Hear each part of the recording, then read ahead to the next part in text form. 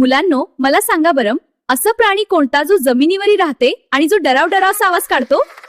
चला सांगा पाहू, हा प्राणी कोणता? होय, खूप छान, बेडूक बरोबर. मग आज आपण अशाच एका उडी मारणाऱ्या बेडकाची गोष्ट ऐकणार आहोत. एका रम्य जंगलात एक प्रशस्त आणि स्वच्छ तळे होते.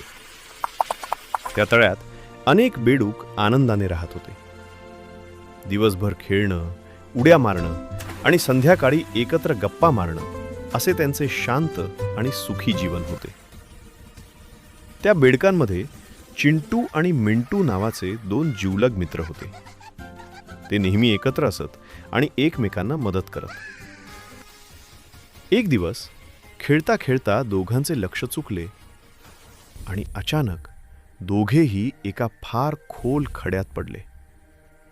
खड्डा इतका खोल होता की वर पाहिले असता आकाशही लहानसे दिसत होते. त्या ठिकाणाहून बाहेर पडणं अत्यंत कठीण हा वाटत खड्डा होते. खूप खोल आहे. तुम्ही कधीच बाहेर येऊ शकणार नाही. उगाच प्रयत्न करून दम काढू नका.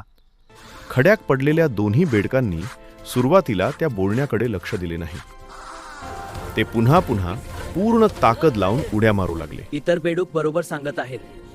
आपण करू शकतो मित्रा, एक उडी अजून. आता माझ्याच्याने होणार नाही.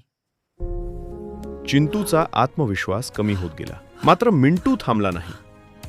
तो अजूनही जोमानं उड्या मारत राहिला. शेवटी त्यानं आपली संपूर्ण शक्ती एकवटली आणि एक मोठी उडी मारली. आम्ही तुला थांबायला सांगितले होते, तरीही तू प्रयत्न कसा केलास?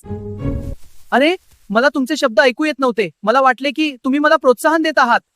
मुलांनो, आपण या गोष्टीतून काय शिकलो? जसा त्या बेडकाने प्रयत्न सोडले नाहीत आणि तो बाहेर आला, तसंच आपणही एखादी गोष्ट जमत नसेल तर रडायचं नाही किंवा थांबायचं नाही. पुन्हा पुन्हा प्रयत्न करायचे. कधीही हार मानायची नाही, म्हणजे आपल्याला यश नक्कीच मिळेल. हो मॅडम. अशाच छान छान गोष्टी पाहण्यासाठी आमच्या चॅनलला सबस्क्राईब करा.